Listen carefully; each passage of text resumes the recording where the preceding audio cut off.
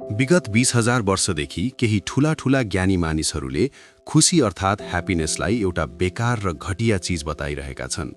पुराना जमानामा स्टोइक्स नामको एउटा समूह थियो।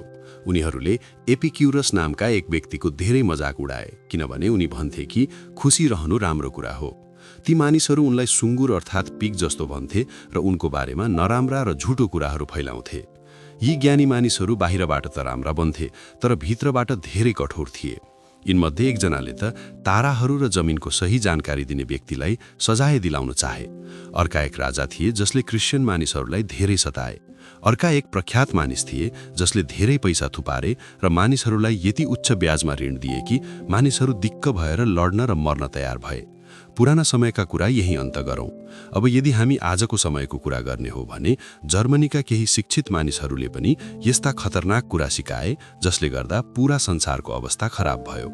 यी मानिसहरू पनि खुशीलाई सानो ठान्थे। उनीहरू जस्तै अर्का एक व्यक्ति थिए, कार्लाइल। उनी सधैँ भन्थे कि खुशीको पछाडि नदौड, बरु केही ठूलो काम गर। तर उनको नजरमा ठूला कामहरू के थिए?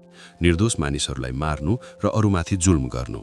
वास्तविक कुरा त यो हो कि जब कसैले भन्छ कि उसलाई खुशी मन पर्दैन, तब यसको अर्थ यो हो कि उसलाई अरूको खुशी सह्य हुँदैन। यो मानवतालाई घृणा गर्ने एउटा तरिका हो। यदि कुनै मानिसले आफ्नो खुशी त्यागिदिन्छ भने पनि अक्सर ऊ ती मानिसहरूसँग डाहा गर्न थाल्छ जो खुशी छन्। यही जलनले उसलाई अरूका लागि नराम्रो र खतरनाक बनाइदिन्छ। आजको समयमा कम्युनिस्ट मानिसहरू सोच्ने यही गलत तरिकाको सबैभन्दा ठूलो उदाहरण हुन्। केही मानिसहरू ठूला नियमहरू बनाउँछन् कि जिन्दगी कसरी जिउनु पर्छ, तर उनीहरू अक्सर यो बिर्सन्छन् कि मानिसको शरीर र मनले कसरी काम गर्छ। यदि तपाईँ कुनै ठूलो लक्ष्यका लागि आफ्ना साना इच्छाहरूलाई हर बखत मारिरहनु भएको छ भने एक दिन यस्तो आउनेछ कि तपाईँलाई आफ्नो त्यही ठूलो कामप्रति नै घृणा लाग्न थाल्छ। जब मनका कुराहरू बाहिर निकाल्ने सही बाटो मिल्दैन, तब ती अक्सर गलत तरिकाले बाहिर आउँछन्। यस्तो अवस्थामा तपाईँले गर्ने थोरै धेरै मौजमस्तीले पनि तपाईँलाई वास्तविक खुशी दिँदैन, बरु तपाईँलाई अझ बढी दुखी बनाइदिन्छ। अक्सर मानिसहरू भन्छन् कि खुशी अर्थात् ह्याप्पिनेस खोजेर भेटिँदैन, तर यो कुरा तब मात्र सत्य हुन्छ जब तपाईँ त्यसलाई गलत तरिकाले खोज्नुहुन्छ। यसलाई यसरी बुझ्नुहोस् कि जुवा खेल्ने मानिसहरू पैसाको पछाडि दौडन्छन् र सबै हार्छन्, तर पैसा कमाउने अरू सही बाटाहरू पनि त हुन्छन् जसले काम गर्छन्। खुशीको मामला पनि ठ्याक्कै त्यस्तै हो। यदि कोही रक्सी पिएर खुशी हुन चाहन्छ भने उसले भोलिका दिन हुने टाउको दुखाइ अर्थात् ह्याङओभरलाई बिर्सिन्छ। पुराना जमानामा एपिक्युरस नामका एक व्यक्ति थिए। उनी राम्रा साथीहरूसँग बस्थे र सादा खाना खान्थे। उनका लागि यो तरिका धेरै राम्रो रह्यो, तर हरेक व्यक्तिका लागि यति मात्र पर्याप्त हुँदैन। धेरै जसो मानिसका लागि खुशीका कुराहरू मात्र गर्न अलि अल्झिएको हुन सक्छ, अलि कम्प्लिकेटेड। तर तपाईँले आफ्नो जिन्दगी जिउने जुनसुकै तरिका रोज्नु भए पनि त्यो यस्तो हुनुपर्छ जसमा तपाईँ खुशी रहन सक्नुहोस्। केही धेरै ठूला वीरहरू, केही धेरै ठूला हिरोहरूलाई छोडेर हरेक आम मानिसले आफ्नो जिन्दगीमा खुशी अर्थात् ह्याप्पिनेसलाई सबैभन्दा महत्त्वपूर्ण चीज मान्नुपर्छ। संसारमा धेरै यस्ता मानिसहरू छन् जससँग सुख सुविधाका सबै कुराहरू छन्। उनीहरूसँग राम्रो स्वास्थ्य छ र खर्च गर्नका लागि प्रशस्त पैसा पनि छ, तैपनि उनीहरू भित्रबाट धेरै दुखी रहन्छन्। अमेरिका जस्ता देशहरूमा त यस्तो धेरै नै हुन्छ। यस्तो लाग्छ कि यो सबै जिन्दगी जिउने गलत तरिकाकै कारणले हो। हेर्ने हो भने जिन्दगी जिउनका लागि कुनै एउटा पक्का नियम बनाउनु नै गलत हुन सक्छ। हामी अक्सर सोच्छौँ कि हामी जनावरहरूभन्दा धेरै फरक छौँ, तर वास्तवमा हामी धेरै हदसम्म उनीहरू जस्तै छौँ। जनावरहरू आफ्नो मनको मौजमा बाँच्छन् र जबसम्म उनीहरूलाई बाहिरबाट कुनै समस्या हुँदैन, उनीहरू खुसी रहन्छन्। जस्तै तपाईँको बिरालोलाई यदि खाना, आराम र अलिकति बाहिर घुम्ने मौका मिल्यो भने त्यो मजामा रहन्छ। मानिसका नियथा बिरालोभन्दा अलि बढी हुन सक्छन्, तर हाम्रो वास्तविक चाहना जनावरहरू जस्तै हो। आजकलका मानिसहरू यो कुरा बिर्सिन्छन्। उनीहरू आफ्नो जिन्दगीमा एउटा ठूलो लक्ष्य मात्र रोज्छन् र त्यसैको चक्करमा आफ्ना बाँकी सबै साना खुशीहरू मारिदिन्छन्। जस्तै कुनै व्यावसायिक धनी बन्ने जिदमा आफ्नो स्वास्थ्य र परिवारको मायालाई छोडिदिन्छ। जब ऊ अन्त्यमा धनी बन्छ, तब उसँग कुनै वास्तविक खुशी बाँकी रहँदैन। त्यसपछि ऊ अरूलाई पनि आफै जस्तो बन्ने बोरिङ सल्लाह दिइरहन्छ। धेरै धनी महिलाहरूको अवस्था पनि यही हो।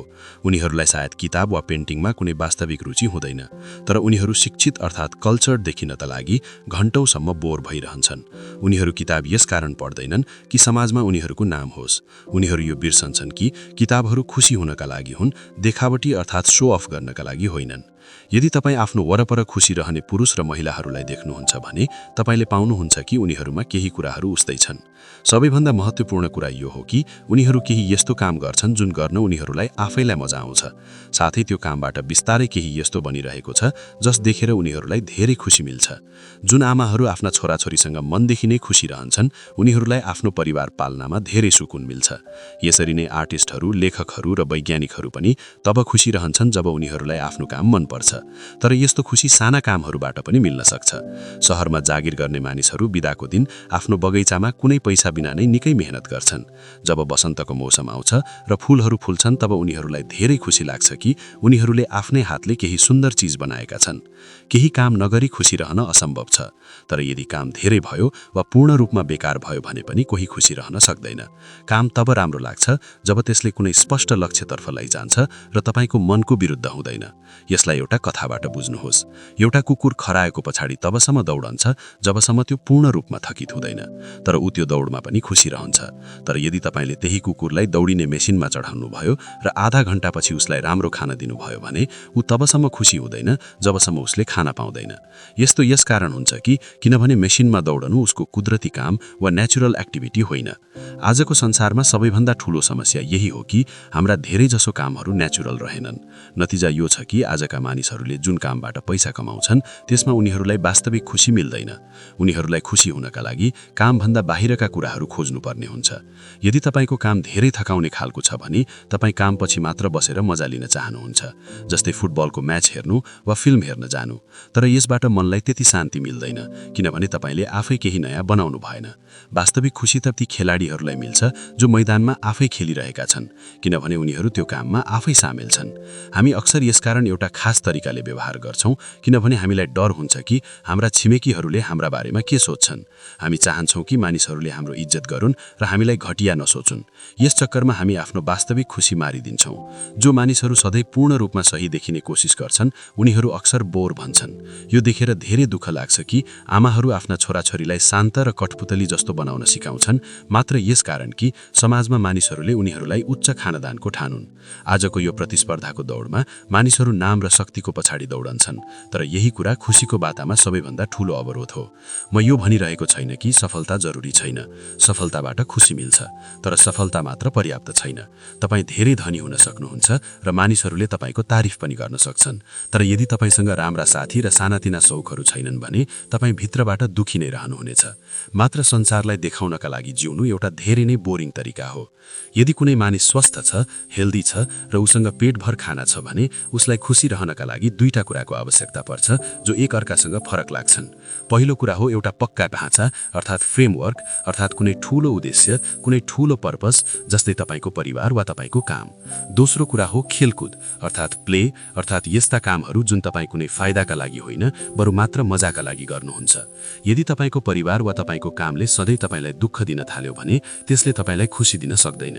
तर यदि कहिलेकाहीँ थोरै समस्या हुन्छ भने त्यसलाई झेल्नु ठिकै छ यदि तपाईँ बीचबीचमा मजमस्तीका लागि समय निकाल्नुहुन्छ भने। मेरो विचारमा खुसी अर्थात् ह्याप्पिनेसको बारेमा मानिसहरूले आवश्यकता भन्दा धेरै गम्भीर भएर कुरा गरेका छन्। मानिसहरू ठान्छन् कि कुनै बाहिरी नियम वा धर्म बिना कोही खुसी रहन सक्दैनन्। यो त त्यस्तै हो जस्तै कोही गलत सोचका कारण दुखी छ भने उसलाई निको हुनका लागि एउटा राम्रो सोचको आवश्यकता पर्छ। जस्तै बिरामी हुँदा औषधि चाहिन्छ, तर जब सबै कुरा ठिक हुन्छ तब मानिस औषधि बिना स्वस्थ र कुनै भारी नियम बिना खुसी रहनुपर्छ। वास्तविक कुरा त साना साना चीजहरूमा हुन्छ।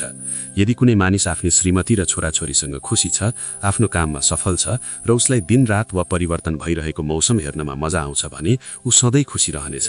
त्यसपछि चाहे उसको सोच्ने तरिका अर्थात् उसको फिलोसफी जेसुकै होस्।